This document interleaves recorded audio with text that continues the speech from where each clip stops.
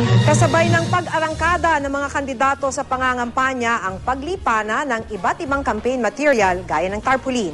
Kung sa COMELEC pinoproblema ang mga nagkalat na campaign poster, ang mga nag-iimprenta naman ito masaya dahil lumalaki ang kanilang kita. Makibalita tayo kay Joy Segi ng GMA Dagupan. Naglipana na ang mga poster, flyer, kalendaryo at maging pamaypay ng mga kandidato sa lokal man o nasyonal na posisyon. Sa ilang lugar nga, kahit saan ka na yata tumingin, may campaign material na nakapaskil maging sa mga bawal na lugar.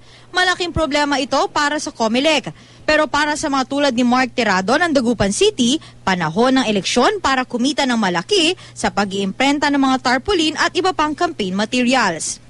Sa katunayan, sa dami ng nagpapa-imprentang kandidato, posible raw mabawi sa loob ng campaign period ang puhunan sa mga printing machine na umaabot ng hanggang 1 milyong piso kada isa. Mabusisi rin yung paggawa ng tarpaulin mula dito sa first step kung saan ili-layout dito sa computer yung disenyo. Kapag ready na, ipiprint ito gamit itong tarpaulin printing machine gaya nitong nakikita natin. So dapat siyagalan sa paghihintay na ma-print yung mismong disenyo. Kapag na-print na, isa-isa nila itong ginugupit, depende doon sa size na gusto ng kanilang kliyente. Ano yung kino-consider sa pag-layout? Design po, yung mga concept nung kung ano yung gusto nung magpapagawa.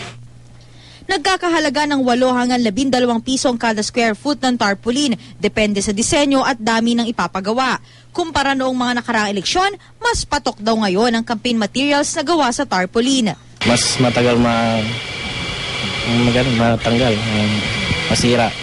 Tinitiyak naman daw ng mga gumagawa ng tarpaulin na naaayon sa tamang sukat ang mga iniimpreta nila base sa patakaran ng COMELEC. Umaasa rin daw silang susunod ang mga kandidato sa wasong pagpaskil ng campaign materials.